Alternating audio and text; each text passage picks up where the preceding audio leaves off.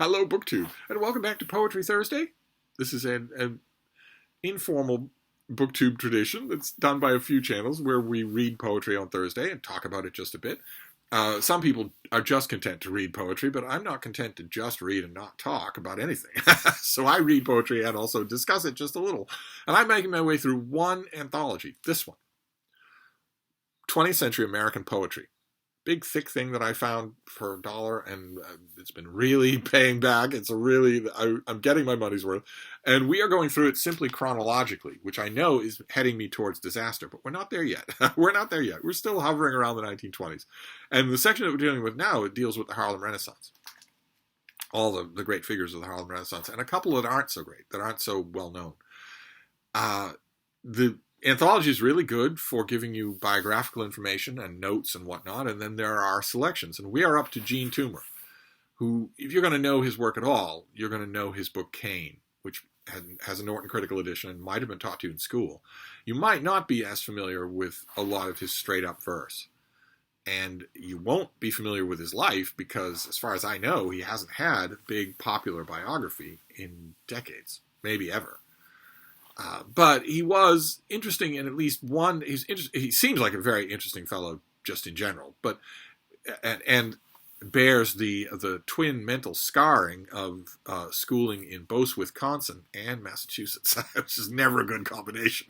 but he also shares one element with a lot of these figures from the Harlem Renaissance that I find very interesting, which is how reflexively a lot of them rejected the idea of the Harlem Renaissance. It wasn't called the Harlem Renaissance at the time, but they rejected the very idea of group writing or group identity or any kind of group movement. Jean Toomer very much did, for a whole bunch of personal reasons and racial reasons, but also artistic reasons.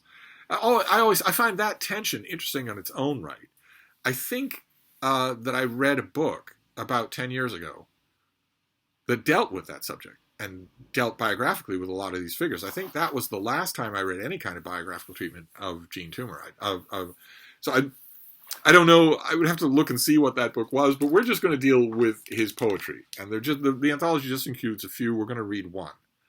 From 1923. This is November Cotton Flower.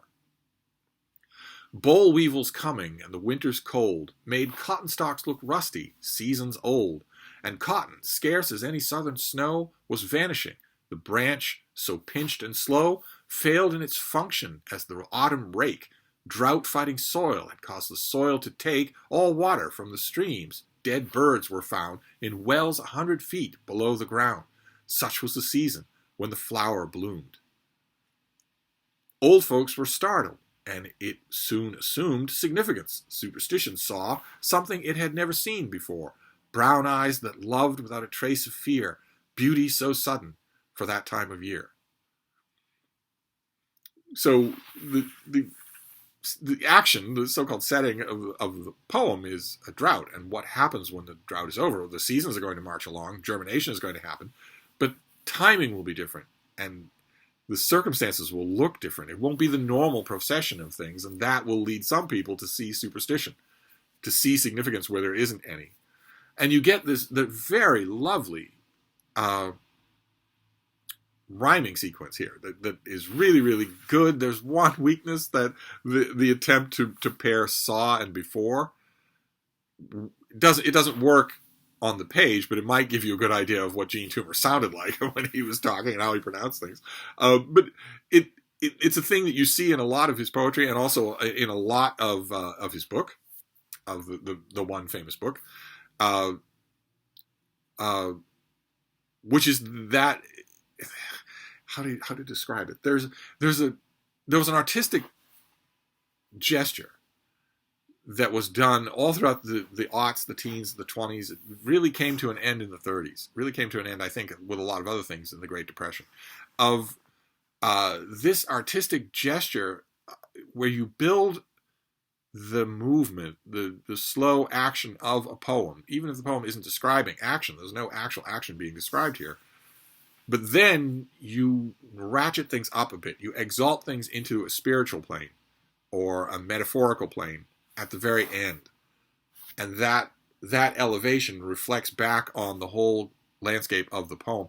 And All the poets of the time, almost all of them do this, and I love it. I just love it. I'm sure it has a technical poetic name, but I love it. I love it as a gesture, and you get that here.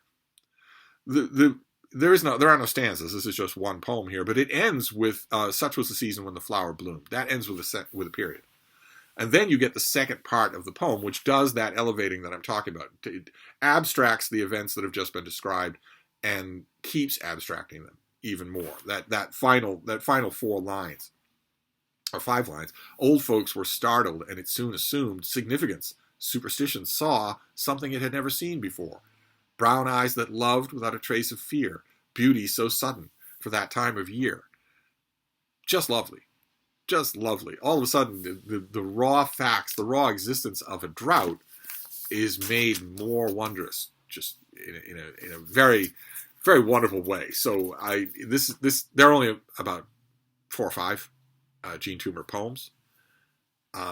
Here, there are no selections from Cain, so I'll take what I can get. I don't have anything. I don't have any writings by Jean Toomer. I don't have Cain. Don't have that Norton Critical Edition or any other edition.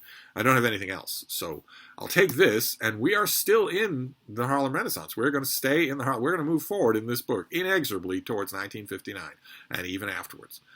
But we're still in the Harlem Renaissance, so that's going to lead to a lot of interesting stuff. So I'll wrap this one up, and we will reconvene next Thursday with more poetry. So I will see you then.